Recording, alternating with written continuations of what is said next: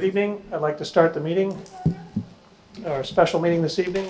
Seated tonight, we have Ryan Deasy, Chuck Sheehan, myself, Ben Philbrick, Lynn Conway, and then Marge, you're up at the top of the list to be seated tonight, and we have Andy Meek as our alternate. First up, we have 2 minutes to approve. One we did inadvertently, apparently, and one from last time. So I hear a motion on the 2 minutes, or do we need to do those separately? Keith? We might as well, Okay. just in case there's any. So for minute number 1688 for 621. Make a motion to approve the minutes for 1688, 621 as written. Thank you, Ryan. Do I hear a second? Second. Thank you, Chuck. All those in favor? Aye. Next up will be the minutes number 1699 from 719. Make a motion to approve the minutes 1699 from 719 as written. Thank you, Ryan. Do I hear a second? Second. Thank you, Chuck. All those in favor? Aye. Aye. So moved. Keith, it's all yours. All right, so under item administrative review, item 5D, 5D1 is 22174 ZON, Town of Stonington, DPW. Zoning permit application for a temporary office trailer to be placed on site. Property located at 86 Alpha Ave, Stonington. Assessors map 79, block 1, lot 24, zones RM20 and LS5. The Stonington Department of Public Works is seeking approval for a temporary office trailer. This is going to be in front of the existing highway garage. This is going to be basically 12 by 60 feet, about 705 square feet. It's needed for office space for the Department of Public Works. They're going to have 4 employees there, especially with a new hire. There's just not room in Town Hall to accommodate everyone. It's supposed to be a temporary fix. It's a 5-year lease for the trailer. It'll be over 7 parking spaces there, but on that site, it's easy to park elsewhere. There's lots of other spaces and places to park. The public doesn't really go there to the highway garage. And this office space is not intended to be open to the public. It's a cost-effective measure. Basically, the only thing the town could afford to do for now, other than build some sort of addition or new public works facility. There's just not really the funds for that. And the Director of Public Works, Barbara McCrell, is here if there's any questions. I guess my question is, how long is temporary? 5 years. It's a 5-year 5 years? lease. So Keith, if this was approved, and it extended past the 5-year mark, would they have to come back and ask for an extension, or how does that work? Yeah, I think so. We just have to go through this process again. And the public is not allowed in the trailer? Is that, so if you have an appointment with the town engineer, what do you do? I don't know that they're not allowed, but it's not intended for the public to go there. It's probably not big enough for a real meeting space. Come on up, Barbara. Good evening, my name is Barbara McCrell and I'm the Director of Public Works. The trailer will not have a ramp, an accessible ramp going into it. So we do not plan on having meetings with the public in that space. Typically, we try and meet with the public now because where we work right now is the 3rd floor of Town Hall, and my office is shared with an intern, and then Chris's, the town engineer's office, is basically tied into my office with an open door, and so there's 3 of us in the space right now. If we meet with the public, we typically go down and meet in the conference room because we don't even have enough space for ourselves in our room. I sit close enough to the intern that I can almost touch him. If we hold our arms out, we can touch each other. And so we did a facility assessment, which I referenced here, and even for just building an administrative office, it was about $7 million. The Board of Finance basically last year denied our ability to move forward with any sort of planning or preliminary design on that. And we have another engineer coming that was approved, a new position that was approved, and we have no place to put that person. And so, so we are left with getting a trailer and putting it in front of the highway garage facility. And I think I got lost in the weeds maybe of your original question, I'm sorry. But, oh, so yeah, so as far as meeting, we typically meet at the town hall and use the conference room on the lower level to meet with the public. And do you feel positive that you're going to be able to move forward and be in a new space before the 5-year lease is up? Right now, the Board of Finance has no intention on creating a new space for us.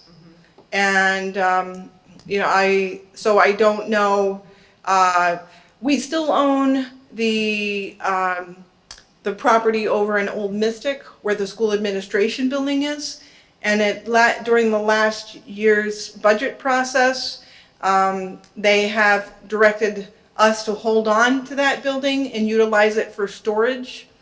And so I think it's going to have to be a further master plan that other people are involved in to make decisions about where people will be in the next 5 years. So is it fair to say that it would just be town employees in this trailer? You would not be having anybody in the public? You would always meet them in that conference room? That's correct. Okay. Right And now, how many employees would be in the trailer? there would be 4 employees. It would be our engineering department and myself. So my office will be there, and the town engineer, the civil engineer, and an intern. Barbara, do you have to get a waiver from ADA for this? If it's not open to the public, I don't know that if the town engineer is in there without a waiver from ADA, that you can just say that it's not accessible to the public. I think if you read ADA, you have to be accessible to the public.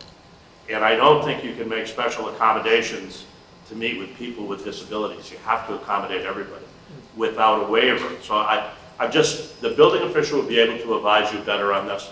okay. But I've had some horrible experiences with exactly the same subject, where you contemplate, you know, a special accommodation for people with disabilities, and it's not allowed. It's not allowed without a waiver from the state building official. So I think maybe you meet the criteria because it is temporary, although the state building official might not look at 5 years as temporary. Mm-hmm. You might be able to get a waiver for a shorter period of time. I think they might just tell you, put the ramps in. So again, the sanctions on the ADA side, as you know, are very serious. Oh, yeah. And rather than open yourself to that, talk to the building official to see if a waiver of ADA is required. If so, I think you have to apply to the state building official and get it in advance. Okay. I'll make sure that when we place the trailer down, that we leave the space that we need to put a ramp in, if it's going to, the requirement. Like, you know, from the previous grading plan, I superimposed this on a PDF, and it looks like it can be accommodated very easily from the grades that I looked at on the sand shed plan. Yes, it's a very flat space, yes. So I think it's an easy accommodation, either the ramps or the waiver, one or the other, but the building official, I think, can give you a more current interpretation of ADA than I can. Yeah. I was really trying to make it so that the public didn't meet with us and we didn't have the ramp there for financial reasons. Because for renting an ADA ramp, it's actually more than just buying. For renting a ramp for 5 years, it's more than buying a ramp. And so I was trying to not make that purchase and then own a ramp. So it's a struggle when I'm always trying to look at things financially on how to save money and do the best for the town. As a veteran of a lot of public programs, I sympathize with you. Yeah. This is a serious requirement, though, and I do not think ADA will allow you to do it this way without a waiver. Okay. So if we were gonna move forward, just, would that be something we could stipulate, that they would have to make that, you know, go to the building official and get that, either the waiver or, Or the ramp. oh, sorry. I was saying that we could make it a stipulation then on approval to have them go meet with the building official and either get the waiver or confirm that they do need to put the ramp in place and, I guess, purchase a ramp, since it seems like the rental would be too much. Yeah. I also think we should have this be for a finite period of time, the 5 years that you've indicated for the rental process. Agreed. That Lightspeed comes along as well. Yep, stipulate for 5 years. Any other questions from the board? Do I hear a motion? Mr. Chairman, I move we approve the application of the town of Stonington DPW, subject to the very articulate waiver that my colleague here expressed on ADA, and subject to the condition that it be granted for 5 years. Second. Thank you. Comments, discussion? All those in favor? Aye. Aye. Opposed? So carried. Right. Thank you, Barbara. Thank you Thank very you, Barbara. much. Good luck. Thanks. So for old business, item 6A and 6B, which are two bond release applications, recommend tabling those to the next meeting, but item 6C can be addressed tonight. That is PZ 2226BR, Peter Rogan and Stephen Sedman, bond reduction and release application for bond number 21-7 for shared driveway construction associated with PZ 8865SD, Jeremy Hill Development, 85, 83, 79, and 81 Greenhaven Road, Pawcatuck, lots 3, 4, 6, and 7. This application is for the full release of a bond of over $25,000 for shared driveway construction associated with this subdivision by Jeremy Hill Development Corp. This was a 10-lot subdivision on Greenhaven Road that was approved back in 1988. The bond was just posted last year as a condition of construction for a single-family house at 85 Greenhaven Road. Per our regulations, paving of a shared drive is required when the shared drive serves 3 or more homes. And that's what this house did when it was built. The driveway location was relocated from the original subdivision plan, which originally didn't require paving, which is fine. They can do that. They just had to post this bond to assure that they would build the driveway. So unlike most bonds you see here, this is not an erosion and sedimentation control bond where that's the point of it. It was really just to make sure they paved the driveway. And they did pave the driveway. It looks like they did a good job according to the zoning official in the pictures here. Has the town engineer looked at this, Keith? He has not yet. So that's a stipulation that's recommended, is that the bond may be released pending Right. town engineer review, just in case there's some issue, maybe with the driveway apron or something that he might have comments on. Is there a need to act on this tonight? Do we have the time to allow the town engineer to look at it and make, because normally we have the input of the town engineer on these, and if he's not satisfied with it, we don't release the full bond. Right, I mean, there is time. Does the town engineer have a date that he plans to go and look at it? Not that I know of. There's a lot of applications before him. If we did put a stipulation that we would only release it pending the town engineer, would that get it maybe to the top of his list? It might, and my assumption was that might not have to wait till the next meeting. The town engineer could just go out and look at it. It didn't seem much for him to review there, was my thinking. I think the stipulation that we have the town engineer sign off on it, and that would complete the full bond release would be adequate as a stipulation. I would agree. Everybody else? Agreed. Okay, make a motion with That's that your motion? stipulation to approve with that stipulation for the town engineer. Thank you, Ryan. Do I hear a second? Second. Thank you, Lynn. Any other discussion? All those in favor? Aye. Aye. Unanimous. Thank you. And that is it for old business.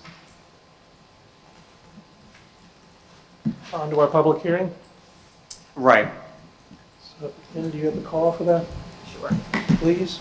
Pursuant to the general statutes of the state of Connecticut, revision of 1958, and all amendments thereto, and pursuant to the zoning regulations for the town of Stonington, Connecticut, the Planning and Zoning Commission hereby gives notice that it will hold a public hearing at the Stonington Board of Education District Office, 40 Field Street, Pawcatuck, Connecticut, on Tuesday, August 2nd, 2022, at 7 p.m. on the following application. PZ 2221RA, Town of Stonington, PZC, zoning regulation amendment application to create regulations for cannabis establishments in the community. Thank you, Lynn. Seated this evening, we have Ryan Deasy, Chuck Sheehan, myself, Ben Philbrick, Lynn Conway, and Marge Salinger. Alternate will be Andy Meek. The process is there's a sign-up sheet, hopefully by the door, for those who would like to speak in favor, against, or general comments. And first we'll have the applicant, which would be Keith this evening, I believe. And then we'll have public input and rebuttal by the applicant, staff input, and the board can ask questions, close the meeting, and hopefully vote this evening. Well, thank you. Well, this application is a zoning regulation amendment submitted by you, the Planning and Zoning Commission. It would change the language of the zoning regulations to allow different types of cannabis establishments by special use permit in certain commercial and industrial zones.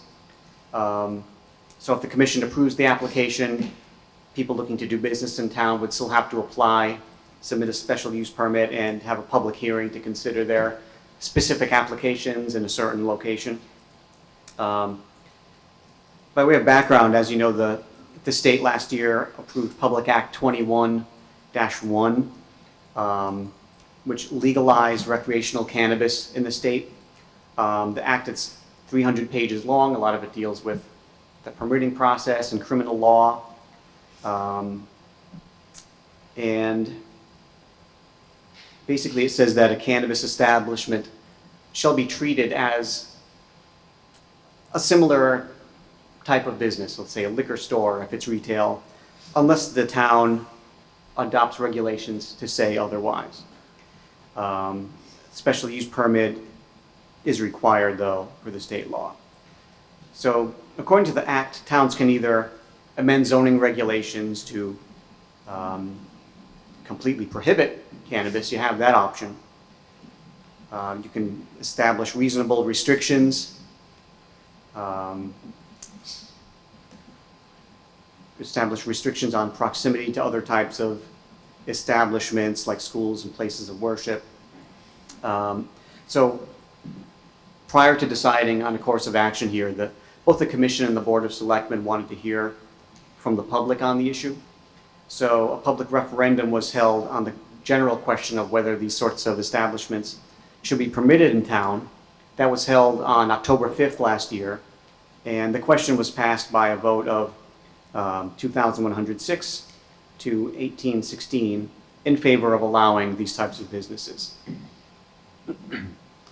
So in order to have time to develop new zoning regulations, the Commission back in March approved a 6-month moratorium on new applications. So that's effective from March 21st to September 21st. Because there's a 20-day lag between the approval of a new regulation and its effective date, for a new regulation to be on the ground by September 21st, it would have to be approved by September 1st. If not, the town would be open to applications elsewhere. Now, after this regulation amendment was submitted, or at least right before it, the General Assembly approved another public act, 22-103, which modified the language of the original bill.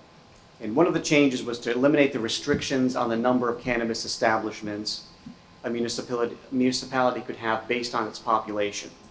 So For months, I've been telling the commission that state statute limits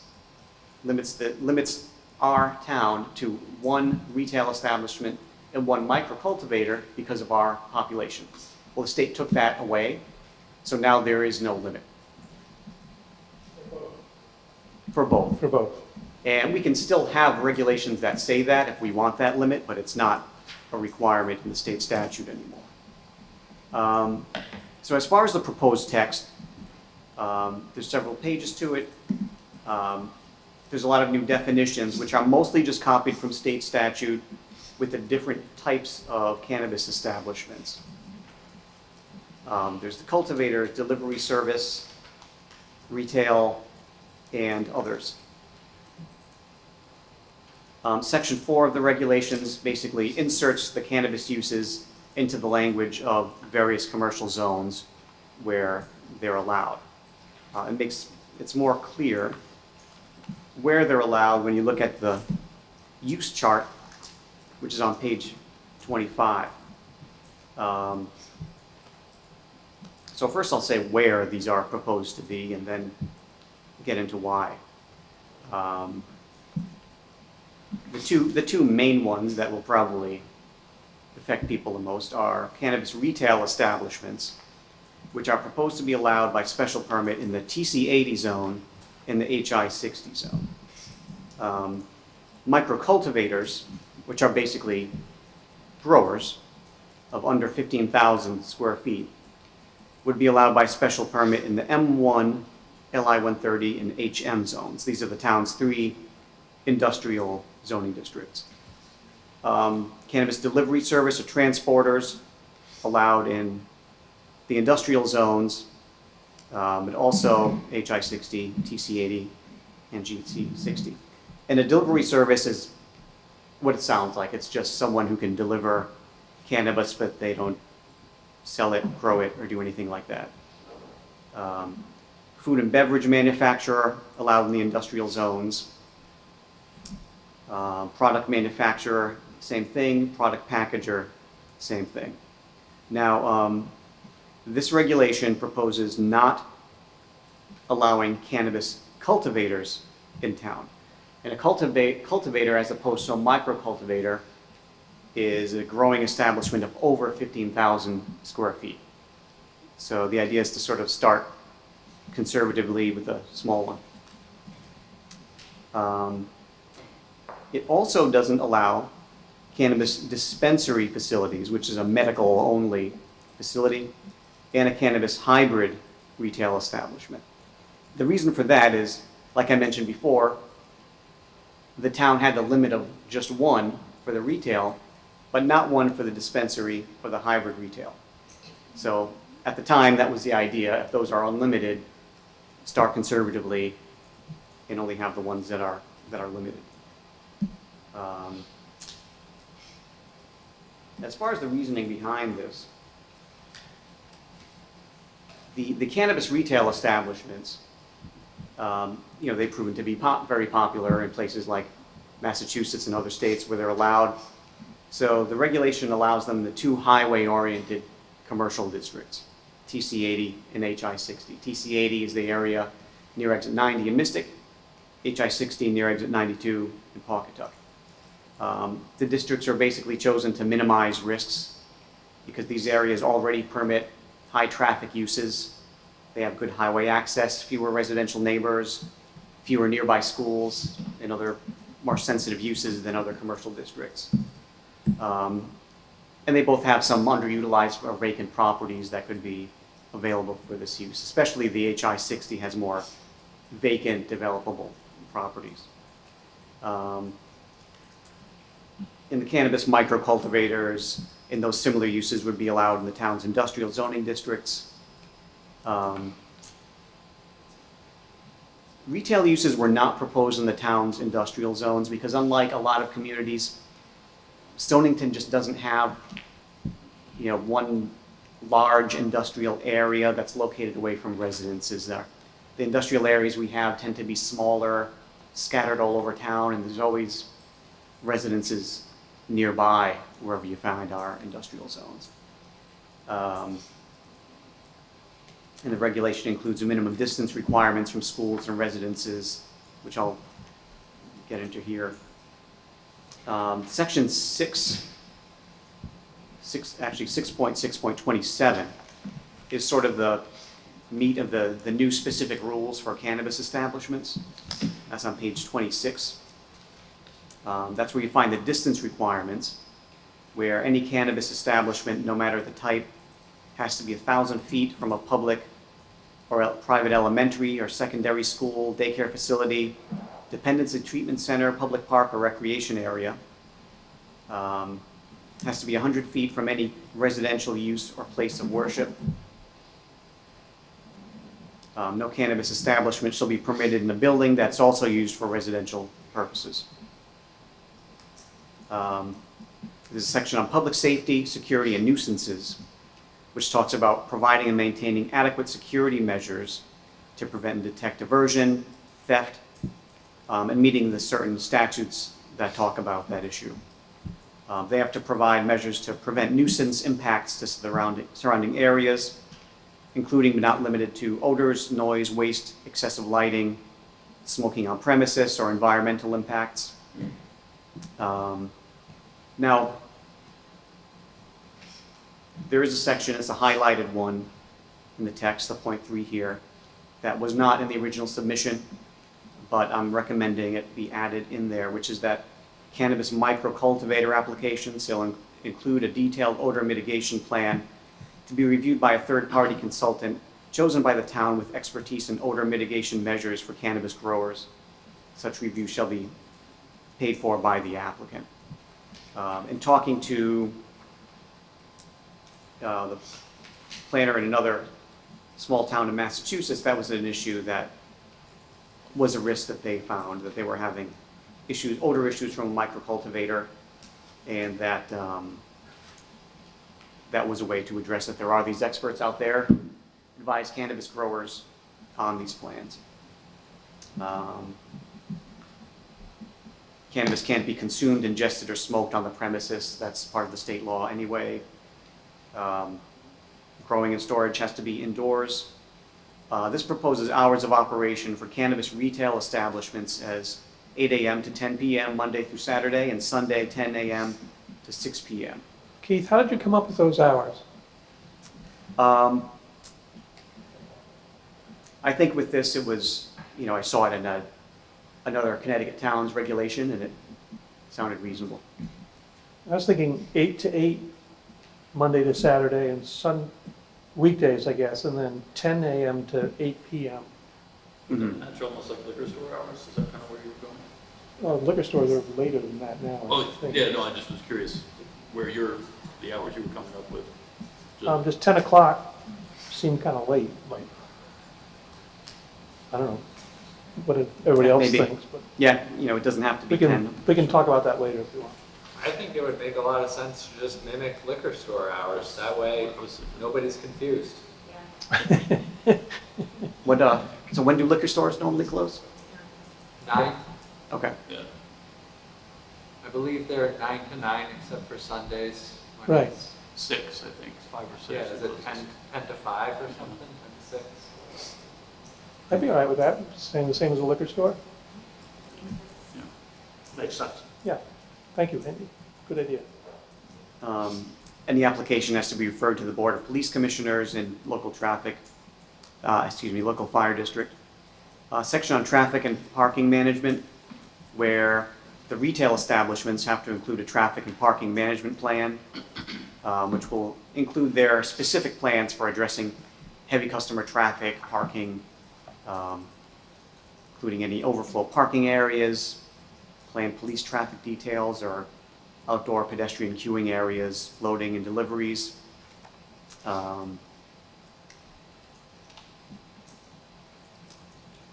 As far as permitting in the regulation, they have to, basically the approval is conditional until they get their final state approval. On page 27, you'll see highlighted there the change that had to be made because that changed the state law, crossing out the limit of 1, and basically rewording it and not referencing the state law. So it does still say the commission may only approve a maximum of 1 cannabis retail establishment and 1 cannabis microcultivator in town. And to prevent any surprises, the regulation specifically says you can't permit a cannabis establishment through our change of non-conforming use process. That's where an existing business that is legally non-conforming, doesn't belong in a certain zone, can come to the commission and ask to change to another use that doesn't belong there. So that way you won't have cannabis businesses sort of appearing where no one expected them. The regulation basically prohibits cannabis establishments in the floating zones. Specifically doesn't mention it's prohibited in the Maritime Heritage District where the seaport is, just because the language of that zone doesn't list prohibited uses and might be a bit confusing. People might think that's the only prohibited use if we add that in, but it could be added in if the commission wanted it there. And this regulation crosses out the temporary cannabis moratorium.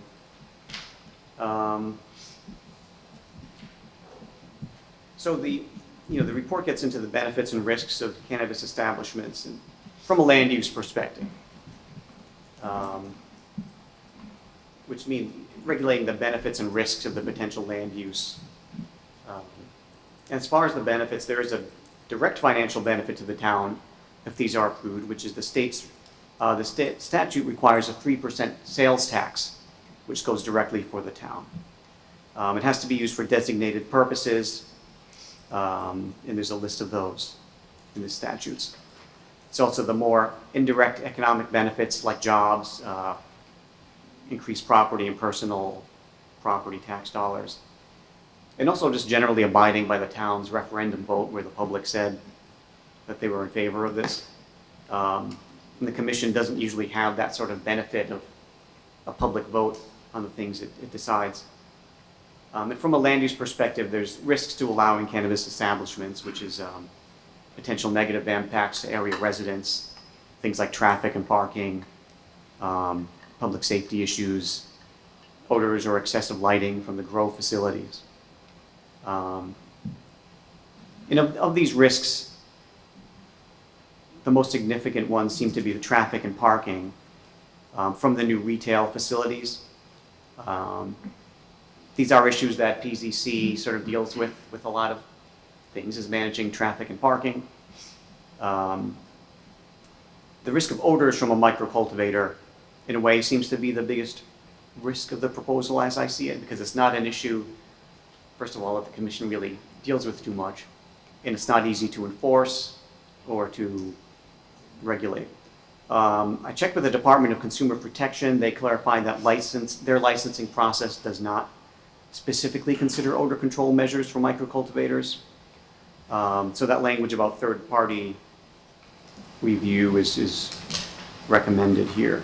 Keith, can you repeat that language on the third party as far as the odor? We're requiring third party assessment, certification, then they have to abide by it and have their plan intact before it's permitted? Is that was very specific?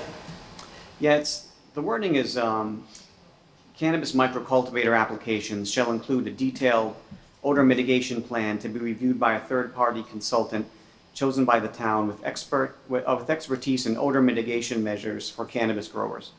Such review shall be paid for by the applicant.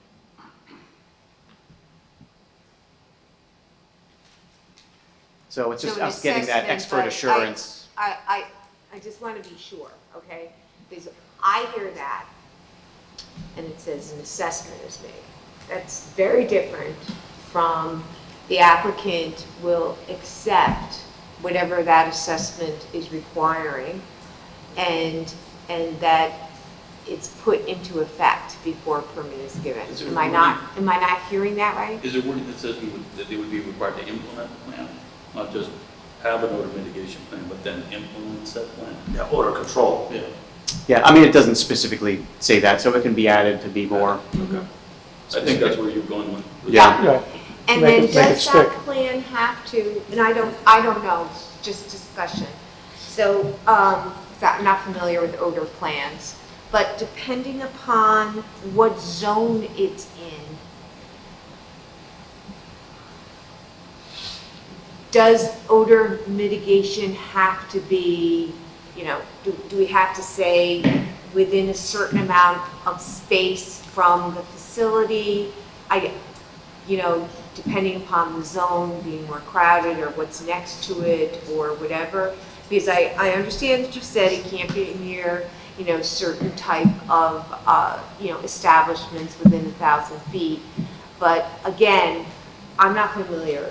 So do we need to be specific about that?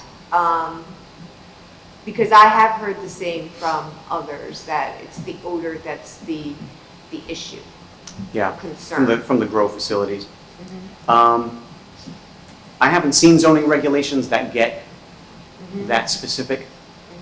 I just don't want to get caught up here, right? A good point. I don't Right. want to get caught up that we're requiring something different from somebody else, or they did the mitigation, it was good within 10 feet, and so they executed it, and now we have a whole bunch of complaints coming in, and we should have made it 1,000 feet. I have no idea. Yeah. I just think that needs to be explored. I don't know, you said another town had something similar. Maybe they rated it based on what zone or what the nearest buildings were. I'm not sure. Yeah, and I haven't seen zoning regulations that have that level of detail about odor control.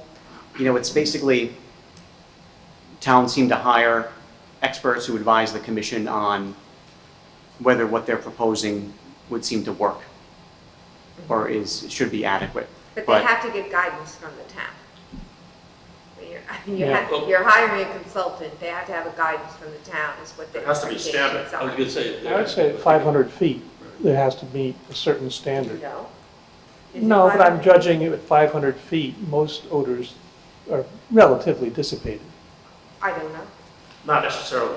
Yeah. It depends on Right. Yeah. what the lapse rate is in the atmosphere at the time. If Well, it's yeah. an inversion, Right. then, I know I have some experience with this from the wastewater industry, where, Well, that's what I'm there wondering. That's the can only. be some very offensive effects on neighbors. And odor control is a science, and there are standards. So, what Do we borrow it from them? I'm not sure. I'm not sure. I just But like to I think propose- I think you raised a very good point. Yeah. And that is, Yeah. one that it not only is a study of the impact, but that you've got to do something about it to comply with a particular standard. Correct. I guess my question would be with the expert that the town would hire. Do we know of any expert that would be able to ask them, what's the normal standard for the mitigation plan that you would advise for this kind of zone? For this.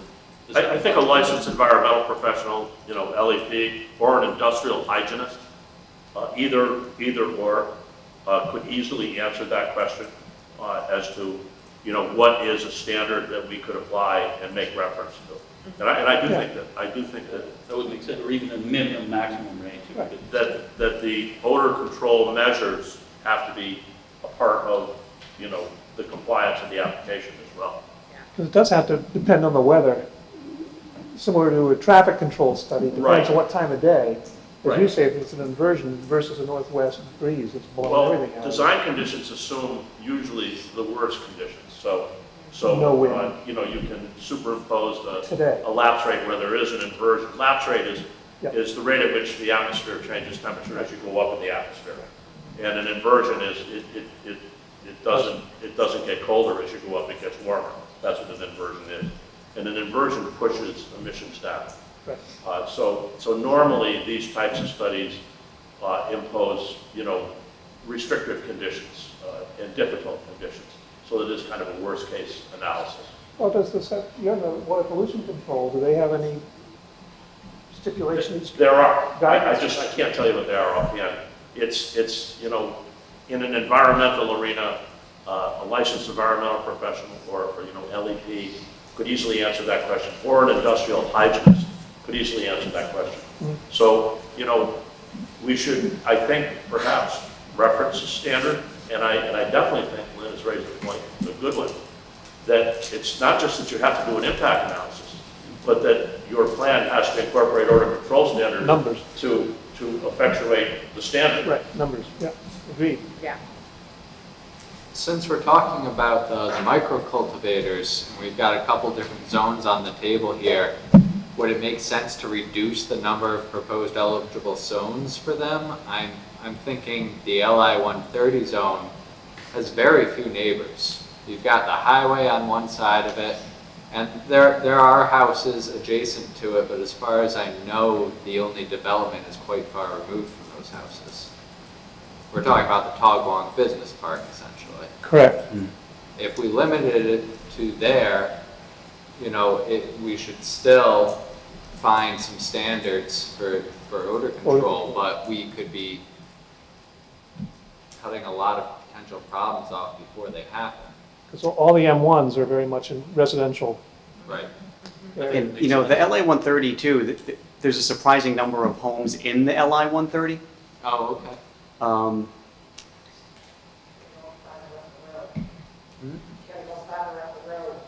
Yeah, sort of between the business park and Dunkley Heating and Cooling.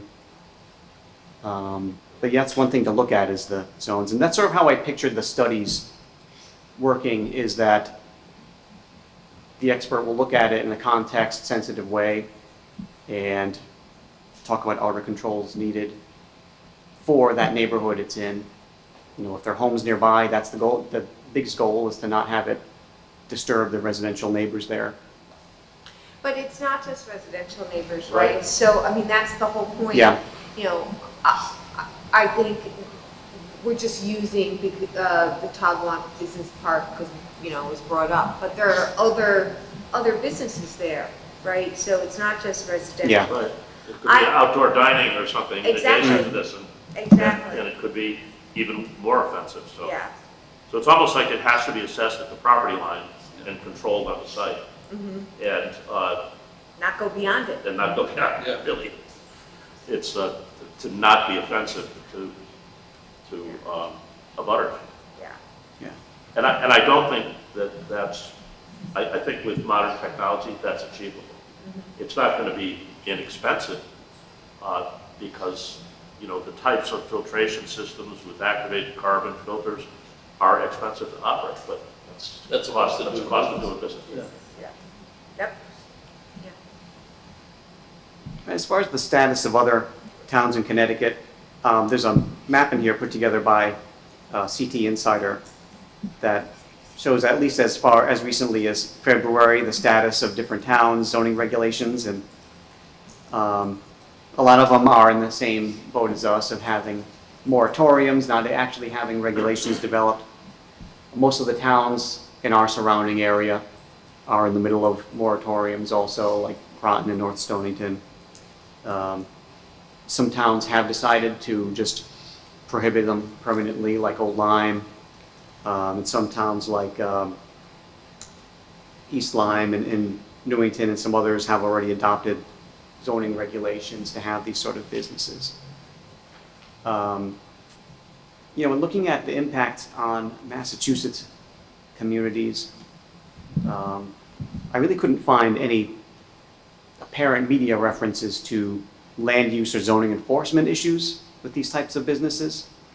Per a recent Mass Live article, there have been few negative impacts statewide, to the extent that some communities have voluntarily stopped requiring impact fees due to the lack of any impacts in their town. Indoor cultivation is a very high energy user, so that's one emerging issue with that. I had some conversations with planners in Massachusetts towns.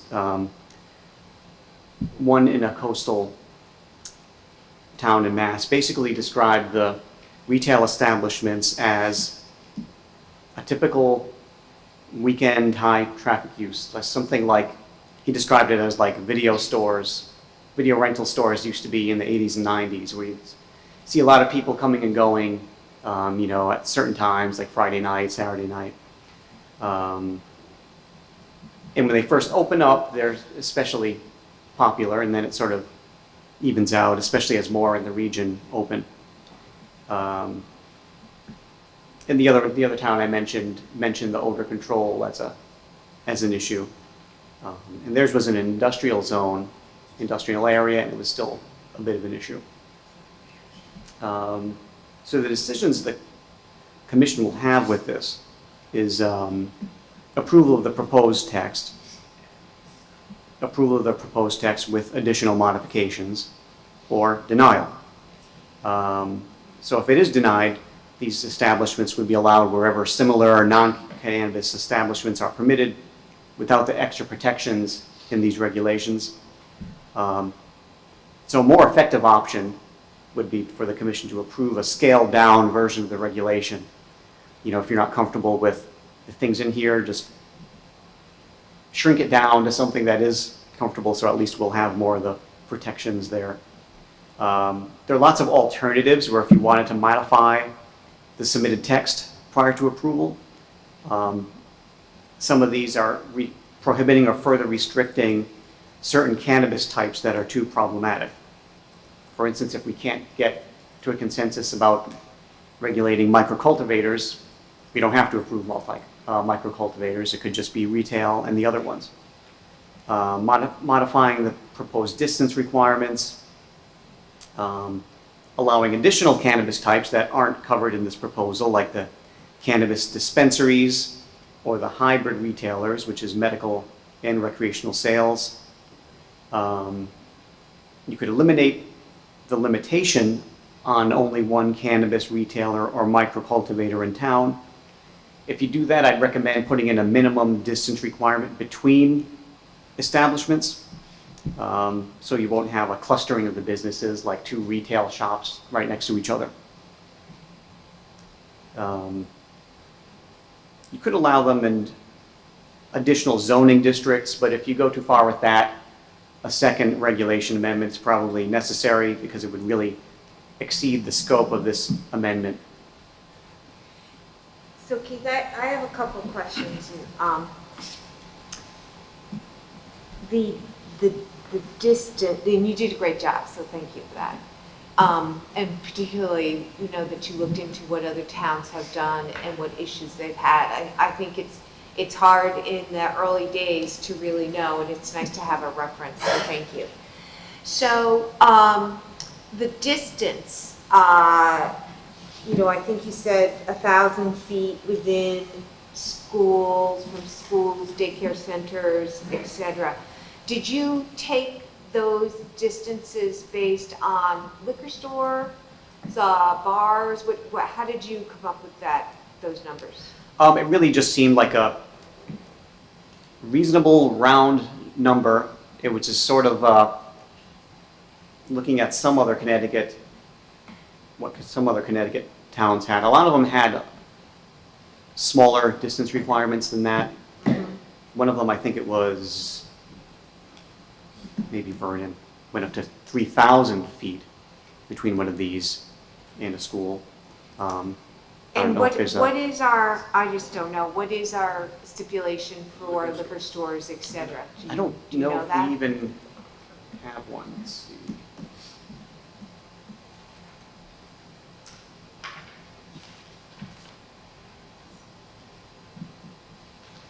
We're painfully aware of what it is for gas stations. Yes, we do know that. I've been losing track about that. This is profound.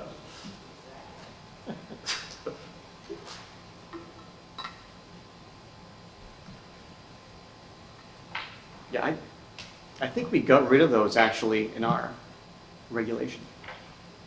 We used to have a requirement where any sort of liquor sales place, including a restaurant, couldn't be located within a certain amount of feet from another one. So it prohibited restaurants with liquor permits from opening next to each other, because that was an issue that was done away with over 10 years ago. We don't have anything that says a bar can't open within a number of feet from a grammar school? We don't. The state might. The state Yeah, does. I think the liquor commission does. I think the We liquor, can't I buy street schools property, Yeah. think so I'm the, guessing there probably isn't a limit, because I think I they didn't know do if it was abut. grandfathered in or something like that, you know? in the high school, there is a. I mean, I know there's the one right near Stanford Davis and then right there. Chuck, can I ask you a question? I'm trying to visualize what 1,000 feet would look like. So let's say coming into this building would be across the street over there. I'm trying to just get to visualize. Football it. field. I like from here to like pink house over there, Pink house. probably another 200 feet beyond that. Okay, that's, I mean, just eyeballing it. I That's like a the long idea, figure. I like the idea of distances, so you don't Yeah. cluster, uses Exactly. like this all in one location and create a district that is based on this one theme. Yeah. Not that we know that that's gonna be a problem, but in the beginning, if you're gonna be cautious, I think the separating distance is. Are you okay is with good. 1,000 feet? So Yeah, it's not I gonna- just wondered what, again, kind of going with Right. the Right. whole hours of operation, is there a way we can make this straightforward, Kind of mirror right? it, Mhm. yeah. So, but 1,000 feet, I mean, I have nothing against 1,000 feet. Right, So we've said it's with schools, daycare centers, Dependency treatment centers, public parks, or public recreation areas. It's a good one, so, yeah. okay, schools and daycare, right? Mhm. And then, did you say places of worship? Is that what, did I hear you say that? 100 Places of feet. worship is 100, the distance requirements is 100 feet from any residential use or place of worship. I think that should be higher for some reason. Keep it at 1,000, why not? I mean, Yeah, why not keep just keep 1,000 everything the consistent, same? yeah. mhm. And that would be both for retail and the micro. Yeah, I Micro- would think the we keep micro. it consistent, yeah. And then my other Keep it 1,000 question was, you had a definition of micro, cultivator of 15,000 plants per square feet, or 50,000 square foot. square foot. 15. Is that a standard definition of It- a micro grower by It is state? just from the state statute. Okay, I just didn't know. Once again, I don't know. Okay. Actually, it's not more than 10,000 square feet. Okay. Of grow space. Okay, so we wanted to make sure that matches. Yeah, for some reason, the cannabis cultivator, which is the bigger one, is not less than 15,000, but micro cultivators only go up to 10,000. So I don't know what happens between 10 and 15. Okay, but we said we were going to allow the micro cultivator. Right. We're going to specifically, The okay, smaller so one. that's 10,000, okay. Mhm. All right. As far as the plan of conservation and development, the POCD really doesn't mention cannabis at all. It's a topic that never came up. There's some goals in there that you talk about economic development and that sort of thing. Regulation amendment appears to be consistent with the comprehensive plan. Comprehensive plan is just the pattern of land use in general, strategy of development, so the zoning map plus the zoning regulations. As far as responses we got from others, we have the town attorney's comments saying that they're legally acceptable to form, and he's the one who pointed out that the state got rid of that limit by population. The police commission basically had no comment on the regulation amendment, but they just wanted to review the specific applications when they come, and that's actually baked into the regulation itself. Southeastern Connecticut Council of Governments found that this would not have a negative intermunicipal impact.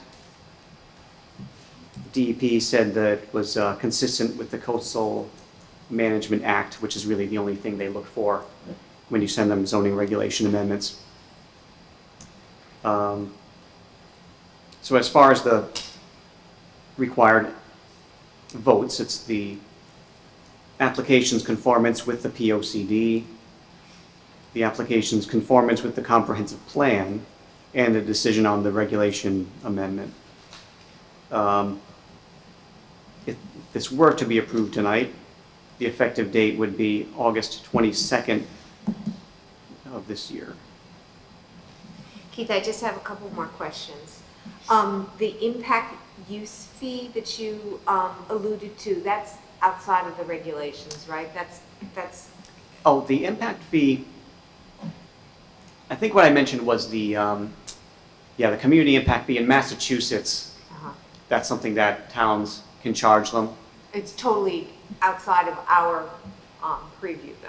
I mean, that's. It's like a bond issue? finance. Yes, It's like a bond issue. Yeah, I mean, our Connecticut state statutes don't allow towns to charge them an impact fee. We basically just get the 3% taxes, and we can use that for certain Okay, I things. just wanted to make sure we didn't have to say anything. And then you didn't list it as prohibited in the maritime zone because nothing else is listed as prohibited. But is it prohibited in the maritime zone? Again, I don't want to get into an issue. And it's better to be specific. The way it's written, it's not technically prohibited. I can't imagine that the commission would ever approve cannabis at the But seaport, but we have very little legs to stand on if we don't say it's prohibited in the regulation. in the floating zone, you do have more flexibility to say no, but it wouldn't hurt to add it in there and, yeah, Yeah. add it in So there I as think being we should prohibited. add that. And then, is there anything special about signage or anything that we need to add? I know you said something about lighting. You know, I didn't put anything about signage in this regulation, figuring that our signage regulations would cover it. The state statutes are very specific about how they can advertise, not necessarily the size, but the things that they can say in and these whatnot. signs. Okay, I just wanted to be sure. Thanks. Keith, do we have to act on this tonight? I see the time frame on page 41, but what you don't say is, do we have, what latitude do we have in Well- considering this and maybe taking it up at a future meeting? For us to not risk being uncovered, you know, and open to an application without regulations, it would have to be approved by September 1st. Okay. So we do have the second meeting in August.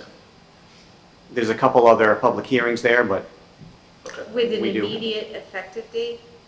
the effective date wouldn't be till Acceptable? 20 days out. And that would be September Right, 1st. so we do, so I just, again, Keith, just to clarify, although we can approve on September 1st, because it wouldn't be effective until September 20th, we do have a 20-day gap And if somebody came But it'd in. be August.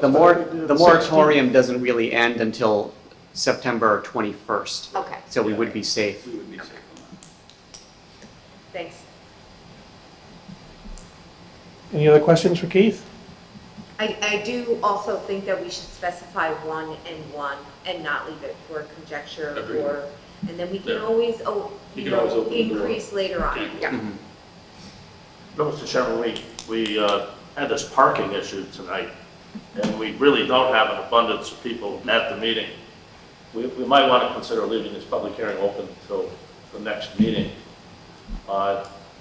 You know, to give people an opportunity to, I expected a lot more people to comment on this. And I wouldn't want to, I wouldn't, since we have the time, since we really aren't getting a lot of public input Well, on let's this, see what the public, I don't want to diminish what we have here. I think it's Right. wonderful that we have people here, but we'll take this that. certainly isn't what I expected, you know. And I also think- I've heard that from other local towns too, that, you know, when they've dealt with the issue of cannabis general zoning regulations, there wasn't much in the way of public comment, which was sort of surprising all around. I think that would change if it's a real application. You might get more interest. Now, my wife will listen to this hearing and say, you could have come home early and you know, instead you posted it. I think that. We'll in take that terms into of consideration. Yep, Something that is this important to the community. well, I think he that- wants more information too. We do have issues. Yeah. I think Lynn raised a couple of very valid points on standards, you know, on odor control, some revisions that we've suggested to the language, and maybe we should consider, and I throw this out for discussion. Well, at the moment, I'd like to hear from the public. Yes, obviously. Thank you. Thank you. Carleen?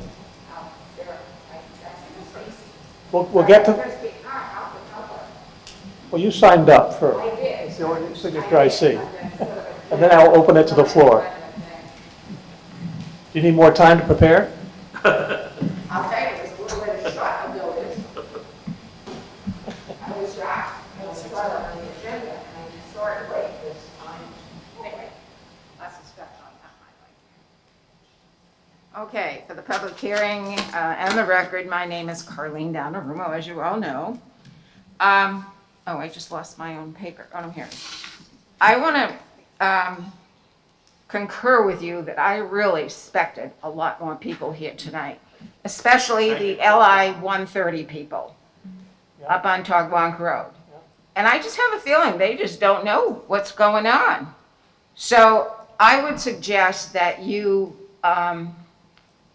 put some kind of an article in the papers and let people know that this is what the town is considering. Because people came here and wanted it. So let's see what they have to say after you say how it's going to go in this town. They may not like some of it, which is what I want to talk about, where I feel that there could be some improvements using my experience and background as a business educator and teacher too. So some of my comments are very technical. So let's get going. I'm going to go by my article. So if you've got your laptops opened up to these things, this might help you understand what I'm trying to say. In the first article, there is an expression in 6 places in those regulations that say a person that. And that really upsets me because of my background. It really should say a person who. And I think that you're not going to change the meaning of the regulation if you change the word that to who. So that might be something you wanted to consider, even though these were copied exactly from the state. Maybe they should have had someone like me when they did this thing. Anyway, in this section 2, also, this is still section 1, under cannabis delivery service, it specifies the word department, and I think it means the public health department. So I would ask you to add public health before the word, because I'm saying, what department does that mean? Does it mean our department? So that would be helpful in clarifying that. And also at the end of that first section, it says a combination thereof. I don't know what that meant. Maybe you do, but I don't. And maybe you should look at that, even though that you're copying this from state statutes. The second thing under this article is under the words, under cannabis dispensary facility. Again, the word department should be clarified, in my opinion. And in then a little typing thing here, there should be a space between the 2 little sections there. That's very easily fixed. And the last comment on number 4, under the cannabis micro cultivator, I'm a little bit confused. I think the word, this means this is being done indoors, doesn't it?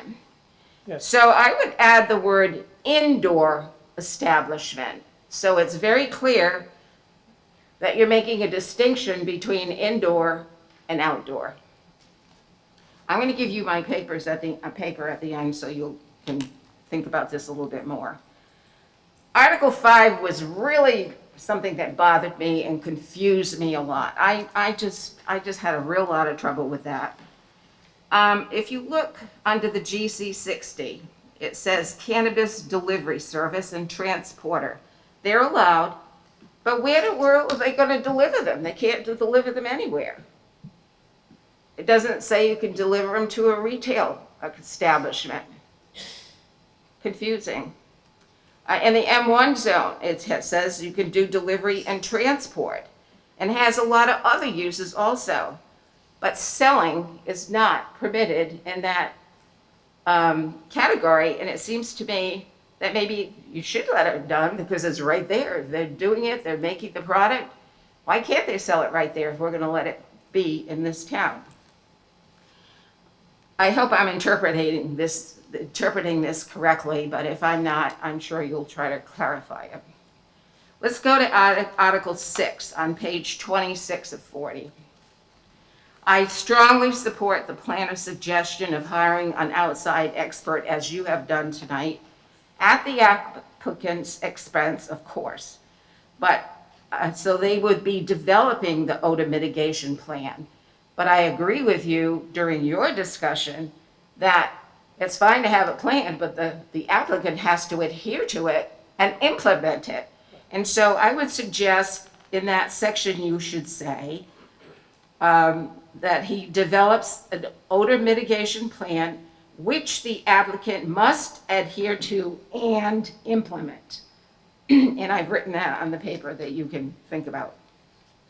And I also support the idea of only approving a maximum of one cannabis retail establishment and one cannabis, micro cultivator in our town, because that is what the residents voted on.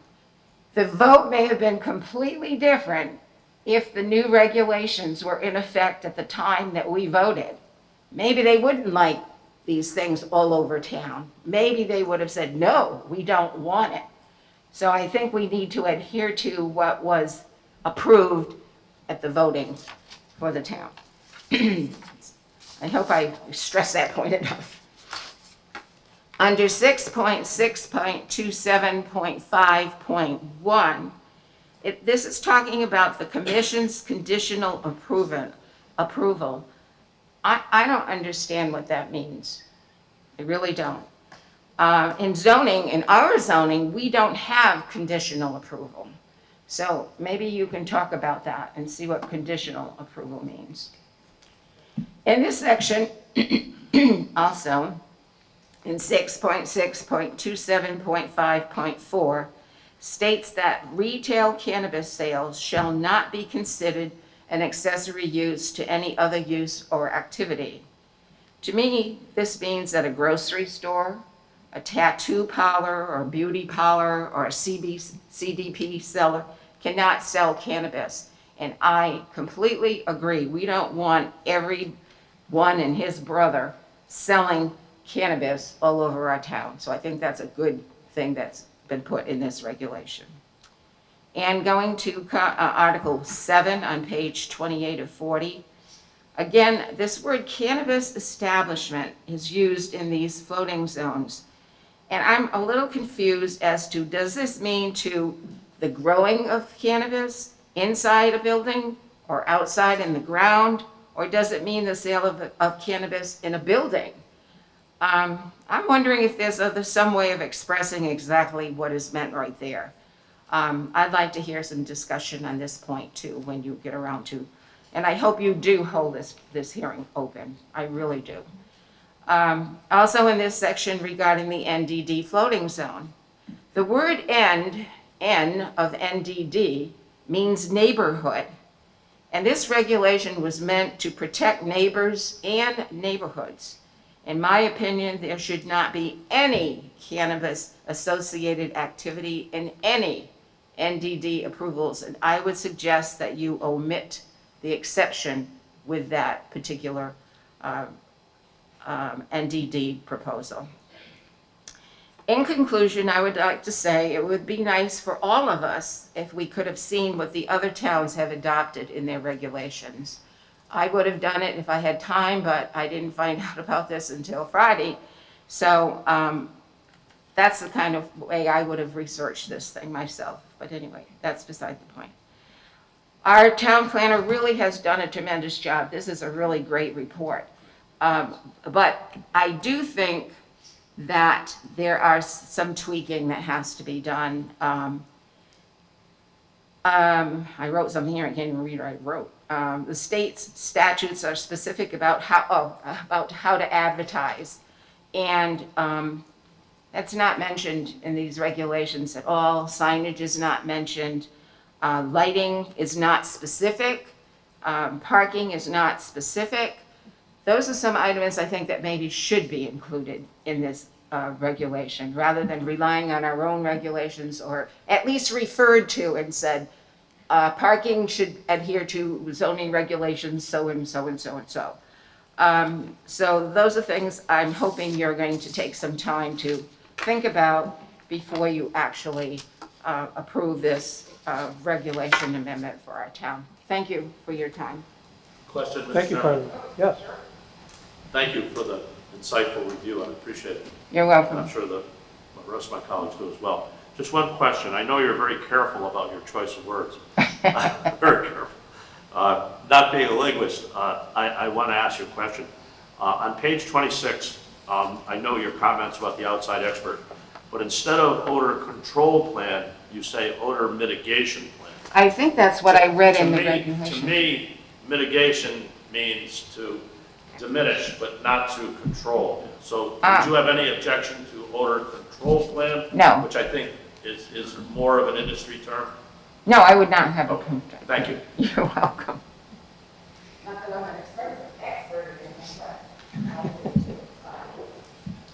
Is there anybody else who'd like to speak? General comments? In favor? Any? Floor is open. Thank you. So much, as always. Thank you, Mr. Chairman. We'll get together. Ben Tamsky, 5 Edgemont Street, Mystic. I just want to thank staff for, I think, doing a fantastic job on this. I think Carleen made some good points, but overall, I think that Keith has presented a very thorough review of other states and other towns in Connecticut that have already adopted zoning regulations for cannabis. And the only other thing I wanted to point out is that Keith did have it exactly right as far as the hours coinciding or correlating with the hours for liquor stores. They are Monday to Saturday, 8 to 10, and Sunday, 10 to 6. Thank you. Thank you, sir. Thank you, Ben. So I did want to point out one thing I didn't mention before. I mentioned that these are prohibited in all the floating zones, but in the NDD, the Neighborhood Development District, there is an exception for properties rezoned to NDD from the HI 60 or TC 80 districts, and that's because the retail establishments are allowed there anyway. I didn't want this to be a disincentive to the master planning that can be done with the NDD. Come on up. They should probably clarify, though, that we're talking about retail,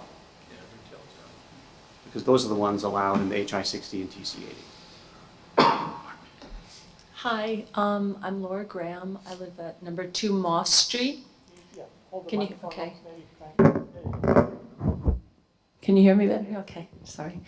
I'm basically here to introduce my friend Melissa Maher, who is sitting over there. Melissa and I were cheerleaders from middle school on and together and been friends for a long time. And we walk together 3 mornings a week. And I'm telling you this because it has been my education period to learn about medical marijuana. She is has been a traditional pharmacist for many decades and then recently became the manager of a medical marijuana facility in Groton, Connecticut called Cureleaf. And she has a whole bunch of information about the legal issues in Connecticut and some very well-informed opinions about cannabis in Connecticut. So basically, I'm here to introduce that. I want to thank you for Keith for doing a really good job, and I like the idea of comparing to different towns. I remember, I've lived here since I was 2 with periods away, but I remember when the casinos came in and friends who had very tranquil farms in Preston, and they felt like their lives were destroyed by that happening. You know, they'd wake up, I remember a friend said, you know, my peonies have a drunk man waking up in my peonies now, you know, and I think when people are afraid of marijuana coming to Stonington, they're afraid of that. They're afraid of Cheech and Chong and just like, you know, complete chaos happening in our community. And learning what I have from Melissa, I think through careful regulation and good zoning, you can avoid anything really disruptive.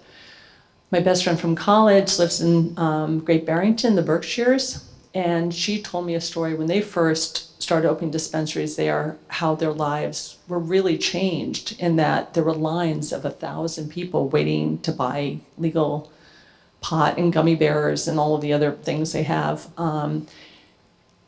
And the other thing she realized, she doesn't smoke pot, I don't smoke pot, but there's so many people who do. And besides even the medical marijuana thing, a lot of people use it recreationally. And I think that's something that people who don't use it will suddenly become aware of when this is that there really are a lot of people who are buying it on the street now who will be able to buy it in a legal manner.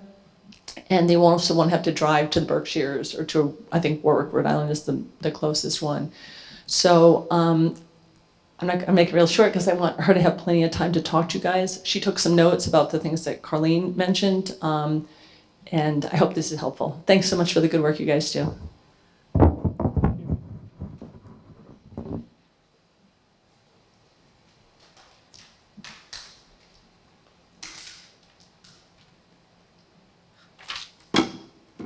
Hello. Thank you, Laura. My name is Melissa Maher, and like Laura said, I'm the manager and of Cureleaf in Groton, Connecticut. And I have been with Cureleaf since day one, since 2019. We opened our doors 2 years ago, and I have seen that place go from 0 patients to over 2,100 patients. I've seen people come in that have been cured of cancer. I've seen people come in that couldn't stop shaking and had caregivers, either their children or their spouse that had Parkinson's, and they're using their medical marijuana and now they don't shake and now they don't need a caregiver. I've seen children who unfortunately have passed away, but without that medical marijuana, they would have passed way sooner. I have seen patients that have severe PTSD, whether it be, there's rape victims, there's people that have come that have, been on the front lines, whether they were in Vietnam or, whatever war they've ever fought, that they come in and they're all patients. And, to see what has happened to them and to see how much they've grown and have become better is such a testament, because I will tell you right now, 5, maybe even 10 years ago, if you told me that I was going to be running a medical marijuana dispensary, I would have laughed at you. When my girls were in high school, I would drug test them. I was anything but for marijuana. I was uneducated. I knew nothing. And now I have taken so many classes, I've gotten certified, and including my father-in-law, who it'll be 2 years in December, passed away. He became a cannabis user because he had cancer, and he lasted an extra 5 years because he was using RSO, and that kept that man alive. And so I'm a real believer of it. I understand how recreation can work and how it can be very frightening, and I agree with that. However, I think the state of Connecticut as a whole does an incredible job at mandating and the regulations. We have the strictest in the country. The products that are produced by the 4 growers in the state of Connecticut, which include Cureleaf, Advanced Grow Labs, which is owned by GTI, which is Green Thumb Industries, CT Pharma, and TheraPlant, are by far the best marijuana that is tested by third parties across the country, better than any state in this country. I will tell you that I am a patient. I suffer from severe fibromyalgia because I got bit when I was 11 years old in Stonington Borough by the tick line. I was one of the first kids. I almost died. It sucked. At 38, I had my first knee replacement, and 2 years later, it came apart because I had Lyme. I had to do it again. And now I have one my last knee replacement, and as my doctor would say, it's like having a Ferrari with one set of brakes and one set of tires. And so I don't smoke, I vape, or I take some edibles. But in the state of Connecticut, there are no gummies, there's no candy. Their belief is that we want to protect our children. And so they put in these very stringent regulations that are almost to the point of you've got to be kidding, but are absolutely in place to protect everybody, every town. And, you know, I'm a firm believer that this could help our town as far as taxes and things. I want to be concerned, though, about one thing, is that I know that you guys had said that you're only going to allow a recreational facility, but it should be really thought about that you should consider a hybrid. And the reason you should consider a hybrid is because no matter what, a pharmacist has to be present. And a pharmacist is used as to bridge the gap between a patient and whatever medication they're going to be getting, whether it's regulation, adult use, or whether it's medical. And you can, you know, we counsel every single patient that comes in at length. It's a regulation, actually. After a whole year, we have to ask them questions again. They fill out forms. Like, it's not just, oh, come and buy your marijuana. It's not like that at all. As far as delivery is concerned, when she was talking about delivery means to the patient. It doesn't necessarily, in the regs it talks about, you know, what is delivery? Delivery is picking up from different dispensaries and delivering it to the patient. As far as, so in the state of Connecticut, who regulates this? It's the Department of Consumer Protection. There is no Department of Health in Connecticut. It's called the Department of Consumer Protection, and that's what this is all under. As far as micro cultivators, everything is grown inside. I have been, out of the 3 cultivators that are in Connecticut, I've been to 3 of them. They do not smell. You don't even know they're there. The signage is a big deal in Connecticut. You can only have the sign, I think it might be like 12 by 12 or 12 by 16 or something like that. Like the sign that we have is on the side of the building, and it is this big, literally. That's it. There's no big sign. There's no big lights. They don't allow it. So when it comes time for the odor control, I think that, you know, we should have people, whether it be myself or someone else that could help you, to understand, like, how does these plants grow? And, you know, first there's certain times that there's a growth cycle. They have to be in the dark for like 12 hours. They have to have light. Everything, the humidity has to be perfect. I mean, the conditions have to be perfect for you to be able to grow marijuana. And the only time you would ever smell anything is if someone was smoking a joint or if someone was smoking flower. But other than that, that's not happening at the grow. What are they doing at the grow? They're you know, hydroponics. It's vertical integration. All these things are, again, regulated very stringently by the state of Connecticut. You are not getting away with anything. At my store alone, we have like 40 cameras. The only cameras that don't exist are actually in the bathroom, but you can't walk in that place without those cameras. You know, you take a bill out of the drawer, it's filmed. Nothing happens without the state knowing. They know everything. So rest assured that whatever happens for the town of Stonington, the state will help you regulate absolutely everything. As far as hours are concerned, for Curaleaf, we're open Monday through Thursday, and we're open only 9 to 6. On Friday, 9 to 7. On Saturday, we're open 9 to 6. And on Sunday, we're open 9 to 3. Just so you know.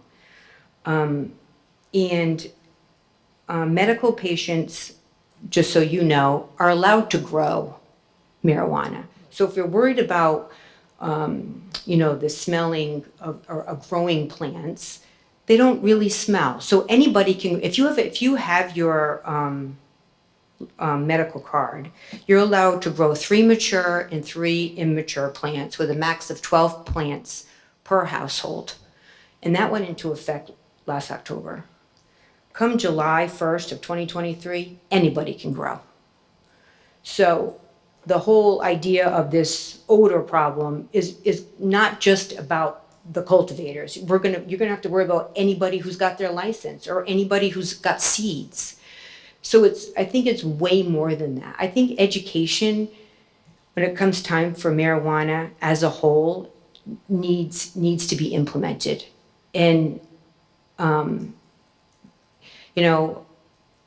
I think education is the key. I think everybody, whether you take a class, whether you go online, whether you have someone come in and teach it, I just think the more you know, the better the foundation. You won't feel blindsided, or you won't feel like you don't know, or you won't have those barriers like I did. I mean, drug testing my kids did not make me happy, and certainly didn't make them happy, but I was so rigid. And, I shouldn't have been. I should have been more understanding and understanding why they wanted to do that. I mean, I had never smoked marijuana a day in my life till I got my card. And I was amazed. I don't do it to get high at all. I do it so I can get out of bed every single morning without aching or hurting or being able to pick up a pencil, or my wrists don't hurt so much that I can't, type or whatever. And this goes for anybody else who, whether they're getting it off the street, like Laura said, or they are getting it, from the medical facility. It doesn't matter, but at least from a medical standpoint, or, the stuff is tested. And there's regulations that are very, very strict that the state provided, and they have to follow those. And those people that test are third party. And so, obviously the grows will test in-house, but they have to, mandated by the state. They have to be outsourced. And so when those come back, then they go up to the state, and then they present everything, and then you get a new, whatever it is. And it's all prepackaged. Nothing comes to us that's not prepackaged. It's not like deli style like it is in Pennsylvania, where you have these massive jars and people can smell. There's the odor factor. That's not the way it is in Connecticut. When I walk into the dispensary, you can't smell anything. Everything is prepackaged. Another thing that we need to be concerned about is the vault. Like, I never even heard anybody talk about how you're going to store the stuff. You need a vault. And those vault measures have to be put into place long before you decide anything else. According to state regulations, a vault is it is a 8-inch thick concrete with rebar, vertical and horizontal, tied every 6 inches. And I'm not just talking the floor and the walls. That includes the ceiling.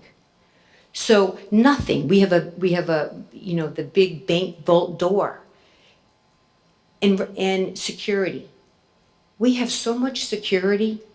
It is unbelievable. No one's coming in, and no one's going to leave either. So all these things, I think it's really important for you guys to understand, from at least a medical standpoint, how it really works.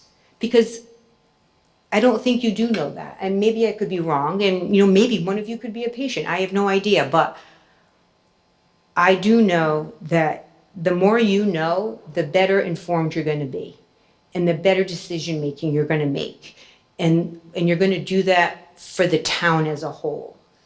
And I thought you did a really good job, Keith, about bringing everything up. But I just thought that I would let you guys kind of know about all the things that happen, at least in the medical point. And I think having a just rec could be a little dangerous. Those lines are true. We have Curaleafs, we have 4 of them in Massachusetts, and those lines are real. If you're a hybrid store, at least you're gonna have a pharmacist present, no matter what. And the other thing is, if the state has a choice, who wins, medical will always win, always. Because it's considered medication, it's considered a pharmacy. And I just thought I would bring those points to light for you guys. Thank you. Thank you very much. I know you asked questions, but I just wanted to mention, there's no more lines in Massachusetts. That was just. Can you please use the microphone? Oh, sorry. Oh, yeah. I'm sorry. Thank you. I just wanted to add, because Ben was saying, are there still lines? And she was repeating lines. In Massachusetts, there's now, in that area, in the Berkshires where my friend is, there's, I think, 5 or 6 stores. I mean, everyone's doing it, because the amount of money that these places generate, she didn't announce. How much did you make this last quarter? We're on track to make 6 million. Yeah, in 1 year. Yeah, so the numbers are so extreme that everyone's jumping on the bandwagon in the Berkshires, and people who are formerly brewing beer or working distilleries are now opening recreational marijuana stores. Another thing I just want to add is they are really fancy. That's another thing that was a surprise to me, is just how well designed, because there's all this money, right? So it's kind of like the casino. You have a lot of money to throw around to design and build things, and the stores are, it's not a cruddy, yucky place that you go to. They're fancy, and it's the money. It's just the huge amount of money, which you guys have read about. So, have a good night. Thanks. Thank you, Laura. Anyone else? Keith, do you have a rebuttal? Yeah, I just have one other question. Oh. How are you going to choose? How do you choose who's going to get the license? That's the other question. So I know right now there's 37,000 applications, and I don't know how many of them are for Stonington. So 37,000 applications I assume were the put. state would guide us on that. I don't know how it works. Right, so they just approved 14 cultivators in the state of Connecticut. Right. So of those 14, I don't know where they are. So the question is, say they approve 5 and those 5 happen to be in Stonington, how are you going to choose which of those 5 are going to be allowed to open business in the town if you're only allowing 1? I figure the state, limits them more on the licensing. We just sort of review it as a land use application, sort of like restaurants or something like that, Yeah, where we have these limits of 1 per type, so someone will come to us and we'll. So whichever application Yeah. comes to us first and meets the requirement and Yeah. is approved, that's the application. okay, So if there were 5 and 1 came in April and was denied. Yeah. 2 came in May. Yeah. Right, whoever was first on the docket approved, they're the one who would be Okay. approved. but you're only allowing adult use applications, not hybrid or, It's Well, up for The discussion. proposal That's what is- was, that was originally proposed in here because of the population limit. yeah, But one of yeah, my questions to the commission is going to be, do you want to also have the hybrid as well as the retail? It could still be the limit of 1 hybrid or retail. But there's really no reason not to do that. Is there anything that would prohibit us from adding it afterwards? No. We just have to go through this whole process again. I think Carlene makes a very good, valid point on what the voters voted on. Yeah. Yeah, that's They the said they want piece that I think that's a very, what the voters voted on was exactly what she described very well. right, 1 of each. so we Oh, could- yeah. That didn't Yeah, include and- the mayor. so if one, if we, one, Not to say that you haven't made some very good points, because I appreciate, you sharing your experience and sure. it was enlightening. Thank you. Oh, yeah, no worries. And if you ever need any other, help or anything, like I said, I'm pretty well versed, especially when he was talking about the size of the micro grows. I'm like, yeah, it's 10,000. I think it's 2 to 10. The reason it does go up to 15 is because after a certain amount of time, they allow for expansion up to 5,000 square feet. That's where it goes to 15. But those are the state regulations. Thank you. Yeah, thank you. What I was, Sorry, I'd like to add the reason that people people aren't here tonight, I think, is because they felt like it was a fait accompli, in the sense that we voted on it, we said yes, and it's just a done deal. So I think most of the people that you might have expected to be here just figured it was done, and you guys will figure out the details, and it's gonna go forward. Thank you.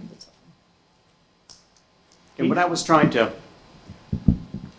say is that we could still have the limit of one retailer / hybrid Agreed. and one microcultivator, not one retail plus a hybrid. Right. So that's sort of tough to communicate. Yeah. I'm having a hard time That's a good speaking it point. now, so it has to be worded carefully if we say that. That might be a way to proceed. And Keith, I thought another point that was brought up at the very end was that the micro cultivators are anywhere from the state 2 to 10,000, and you picked the max of 10,000. And I don't think that came through in the discussion. I thought that there was 10,000, but it's, a cultivator is defined, a micro cultivator is defined, what I heard, from 2 to 10,000. Right. So someone could come with a 2,000 square foot one. Yeah. That's, So, if we're continuing this till the next meeting, please. I assume that, you'll want to Is there see any- some of these is there- actually, changes. let's ask, is there any dissent on that, of continuing the meeting? No, I think it's a good idea Okay. to do that, because I think we have a lot of feedback Yeah. incorporated, and I do think it also gives us an opportunity to perhaps put the word out to the town. A press release. More emphatically, hey, we're considering this, if you want to weigh in, you have an opportunity. So you have your homework assignments, Keith, you want to read back to us?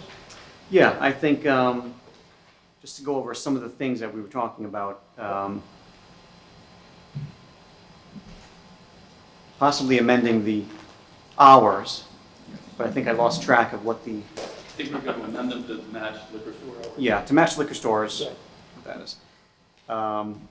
Adding language about actually implementing the odor control plan, calling it odor control. Implementing and adhering to. Yeah. Adhere to. And I think we're going to have to do a little bit more research on that too, right, Keith? So, Yeah. Yeah, to get environmental, what did you suggest? LEP LEP. or industrial hydrants. Where's that? Who may tell us, quite frankly, that what we've heard from our expert tonight here is that odor control is not an issue in a dispensary. Yes, Carleen? You're talking about hybrid, and she talked about a hybrid, but it's not defined anywhere. It's just a word in Article 5. So let's talk about what is a hybrid. Let's define it. I believe it's hybrid, medical, It says, yeah, medical marijuana Medical product. retail. and recreational. You're selling both. You've got, Both. you do both. Correct, you They're can separated. sell, They're separated. So you have a rec side and a medical side. Within the In store. the same building? Yeah, it would be the same Right. thing. You have two separate entrances, Yeah, there's two different vaults. Makes sense. Have a discussion. It's, Well, Yeah. you can't see. Yeah. You all right, Carleen? Yeah, I just, I'm, very detailed oriented when it comes to regulations. Correct. Because someone's always going to find a loophole. So you have to think about the loopholes before they appear. Thank you. We're so grateful for the work you do. Laura? Please use the microphone if you have further discussion. She was addressing me. So, okay. We're trying to wrap things up. Sorry, I'm just saying how grateful I am for the good work that she does, because she does go through everything. And the only reason that Melissa and I are here tonight is because she sent me an email that this was happening, and Ben Tamsky as well. Well, it's a good point that at least our regulation here doesn't have a definition of hybrid cannabis establishment, so. Does the state have a definition? I think they do. The red hat's not allowed anywhere. It's got all ends across all the things, so, Yeah, unless we decide to add it in there. As far as the other changes, adding that places of worship should also be 1,000 feet away, adding that it's prohibited in the Maritime Heritage District.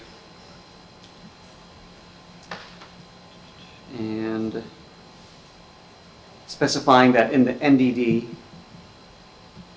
where it is allowed in the TC80 and HI60 zones, that it's only for retail cannabis, not the other types. And is the consensus to also add the option of hybrid instead of retail, I think but still limiting it just to one? Either or. Either or. One, either or. Yeah, And I think we do need the definition of what Right. it is specifically. Correct. I just again, and I don't know off the top of my head, but I would like the verbatim what the town voted on, verbatim. The vote itself, the call, I'm sorry? the call. Yeah, what was the vote, what was the word? So What would, the actual that is vote, what we was the should wording be enacting here, to keep what it? the town voted on. thank you. Yeah, I don't have the vote with me. I think it was a more general thing, but yeah, that's something that'd be good to know. And Ms. Graham was showing me the definition of hybrid retailer from the state, so there is a definition. To Lynn's point, just out of curiosity, would it make sense to actually put the wording of the vote at the beginning of this, so everybody knows, here's what the town voted, and then here's how we're interpreting it? That would be very Just, helpful. for larger public consumption. Keith, I think you were also specifying, you said, public parks, school, daycare, places of worship, and residential. Those were the things you were specifying. Residential, Within It's- 1,000. It's all written up here. residential is in there as 100 for now. 1,000 would be very difficult to cite anything. But we said that's what we wanted. We said make it simple, keep it 1,000 across. Okay, I was thinking it was just places of worship. 1,000 would be difficult for residential. When you think of a place like the HI60 zone, where sort of might be the obvious place for a retailer, there are some houses peppered in the HI60 zone.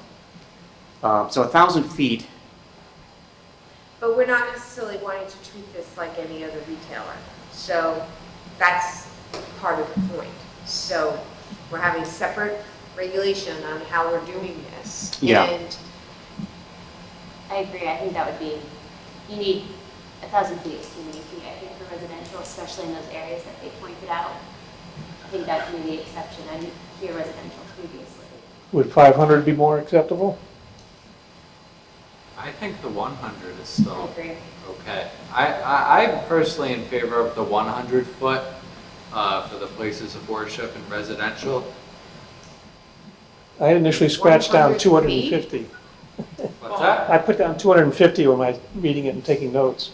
It's just A month that ago. Wait, we're already restricting it quite a bit as to where it can happen in Yeah. town. And we may end up basically saying, you can build on this lot or this lot. I agree. And I'm not sure that's a decision we should be bringing to so narrow a scope.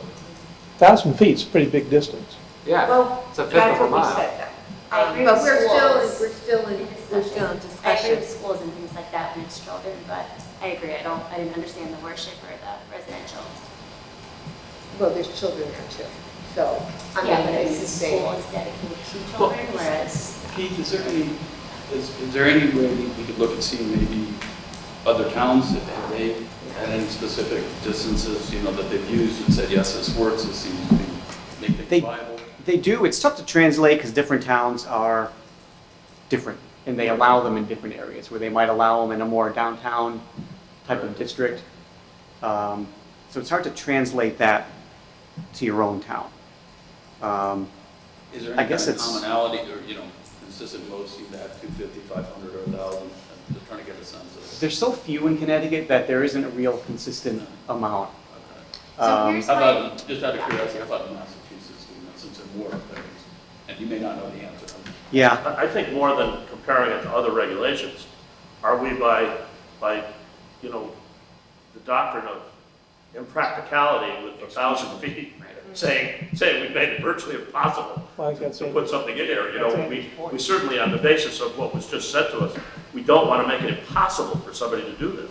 And so from the standpoint of what that distance is, and I think you raised a good point, Lena, I'm not glossing over it, but from the standpoint of what that distance should really be, I think there's a practical aspect to it, is what does 1,000 feet mean, what does 100 feet mean? And how impractical are we making it by within that range somehow? So I think maybe Keith can take a look at that for us and come back to us with something that talks about what does this mean from a practical standpoint? Yeah, In that the would zones be great we're- to have in the zones we're examples. contemplating. Yeah.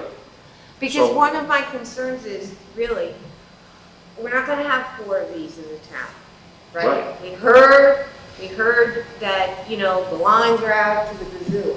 I mean, I don't think somebody's gonna want that right next door to them, so I do think having a practical Yeah, that makes example of where this would land, if it was this versus that, is probably good for the next meeting. And you're very right that the voters approved something very specific, and that's what I think.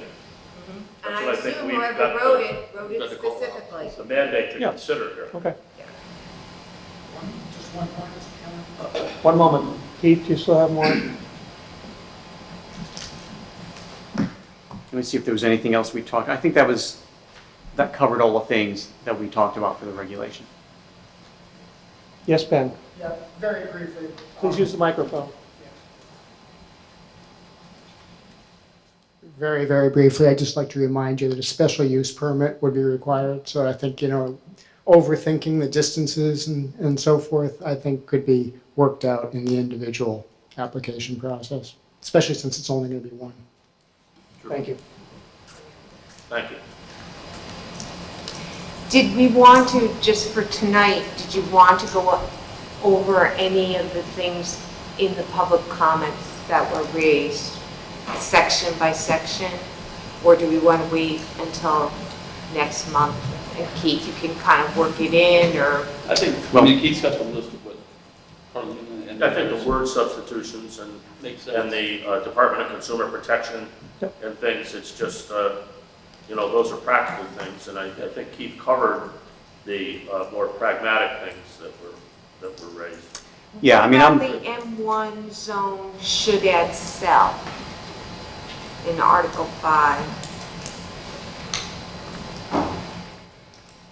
I'm sorry, what's your question, Lynn? Can you use the microphone? I'm just referring back to some of the comments that were brought forward, and I believe Can you use the microphone? my chicken scratch said that in Article 5, it mentioned the M1 zone, and then Yeah. you look at what's allowed in M1 zone, and it's everything but cell. And did we want to add that in? Again, I'm just referring to the comments that were raised. Yeah. I mean, the way I looked at it is the M1 delivery zone would be appropriate for delivery and transport. It would basically be a business Okay, so with we some heard vans that from- would deliver stuff. Okay, so what we heard from public comments, again, is that delivery means to the end user. The public comment said to the patient, but they were referring to, something different, medical versus retailer. So it's to the end user. So again, just trying to be very specific here.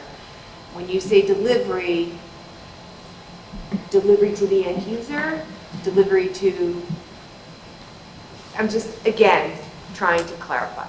Well, there is a definition of And maybe you it. just want to work on it, Keith, I'm just bringing it forward. Yeah, there is a definition of it, which is a person licensed to deliver cannabis from microcultivators, retailers and hybrid retailers to consumers in research program subjects, and hybrid retailers and dispensary facilities to qualifying patients.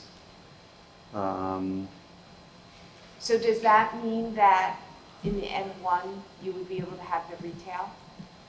No, That would, okay. no, because retailers aren't allowed.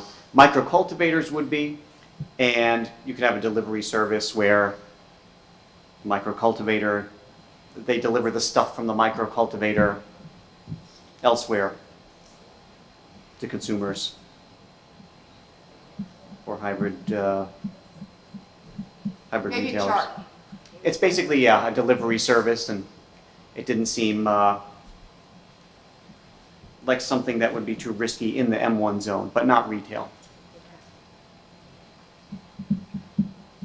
As far as the definitions, I mean, I'm hesitant to change anything that's taken from the state statute. Describing what the word department means makes sense, because Yeah. when you read their whole statutes, it Thank makes you. sense, but Right, not just the word department. good.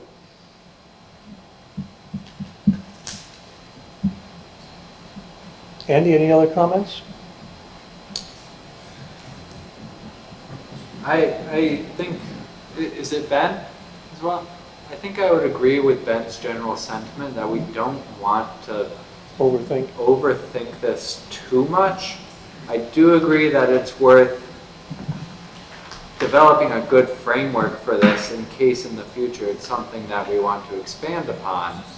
But I think that since we will be doing the special use permit for the first of each of these, we will learn a lot. And if we decide to expand and allow more of these to happen in town, we will then be armed with much more experience. And it might be worth going through a public hearing again at that point. My only concern, Andy, is this. When we deny a special use permit for something that's allowed, you have to have specific reasons. Sure. Those reasons have to stand up. And if you don't have anything to refer back to say, in this instance, I'm just making it up, 25 feet wasn't good enough, we have to say, well, why isn't it good enough, right? So I'm, again,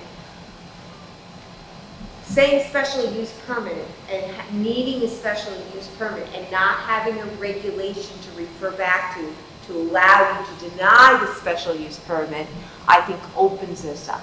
That's the reason.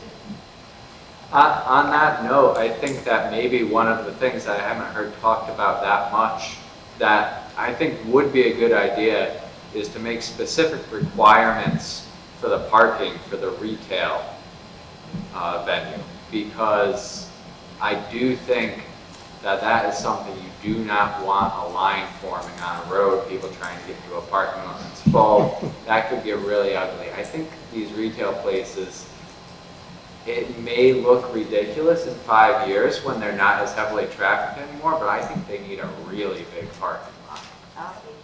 Oh, okay. Could require a traffic study. Yes. And then parking be based on a traffic study. That would make sense. I'm thinking like the old Mystic Theater, the Stonington Regal, like that size parking lot, but that might be overkill. Oh. Well, Most that's special there, permits. more than 100 foot. Most special permits for. Or like the seaport, Uses that are hybrids or don't really conform to like an ITE standard, Institute of Traffic Engineer standard, require a traffic study. And, we have the ability to require that as a part of a special permit. As Lynn says, there's a lot of criteria that go into approval of a special permit, and whether it is in the best interest of the town to approve it. A traffic study is one. And quite frankly, since we're only going to have 2 of these, I'm sure they'd have traffic studies, and I'm sure that the parking would be based on that traffic study. And all the queuing and everything else in the entrance and exit scenarios would be analyzed in that. So, Okay. but I think it's a very good point. We may want to consider putting in the regulations. I had no idea. So this is just referred to as retail. How many spaces per square foot? Imagine if Yeah. a liquor store opened up and it was the only liquor store within 50 miles. Busy. It would be busy. Yeah. Yeah. So that. Traffic that's a study, great point. definitely. Yeah. Yeah, and I Yeah, think the a traffic study regulation- would cover it though, and that the parking would have to be sized based on the traffic. Makes sense to me. yeah, and the regulation talks about a traffic and parking management Yep. plan. you know, it can probably add language about a traffic study specifically. I mean, those tend to be more about congestion rather than parking, but traffic and parking study or something like that. They do also, though, Keith, they talk about the 24-hour arrival and departure sequence. And, you know, that would be a basis for calculating how much parking you need, the arrivals and departures. Yeah. And then they would do that on they would go to another store or something, since there's nothing here?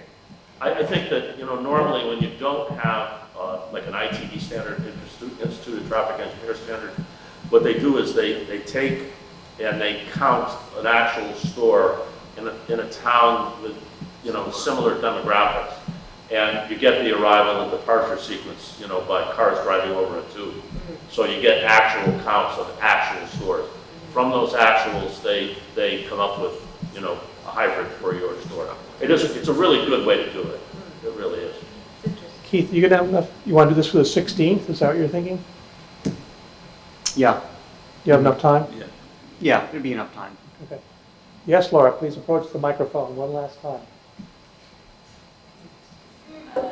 I have not been to the store. That is in the Berkshires, but if you're looking for a store to do a comparison, my daughter who went to school there, she said there's a store that is the equivalent of Macy's in the Berkshires. So that might be something you could check out. I'd be curious if the other Connecticut ones, though. What's The that? other ones in the Berkshire are much smaller where I've seen them, and they're more a boutique style, a singular small store, like a boutique liquor store. Yep. And again, that kind of high-end thing and design, but the one my daughter said, she said, Mom, it is literally like Macy's, Do you mean size-wise or just? size-wise. Okay. It's big, Yeah. yeah, really big. Thank you. Do we have to make a motion to close the public hearing for, not really close, it's To continue it. correct? To be continued. Are there any other discussions? I do just have one other, and it's a question, just based on that comment. And I don't even know if it's feasible or we want to do this, but is there a need to limit or specify maximum square footage or volume or anything like that for this? I don't know. I mean, I guess we could. Most of them that I've seen, and just sort of, you know, looking online for similar ones. Oh, the retail ones aren't that big. Okay. I don't I'm think sure we they're out have there, it the in big any ones. other part of our regs. I just don't know, but I don't think we have that in any other part of our regs. It's something can only be this big versus. At breweries, we do. We do have it for breweries, for microbreweries, we do. Yeah. But once you're larger, you can be a bigger brewery. Yeah. But we don't allow, yeah. Okay, make a motion to table, Continue. continue the public hearing until the next meeting on the 16th Of August. of August. Thank you, Ryan. Do I hear a second? Second. Thank you, Chuck. All those in favor? Aye. Aye. Thank you, everybody. Thank you, Carlene and crew. Thank you.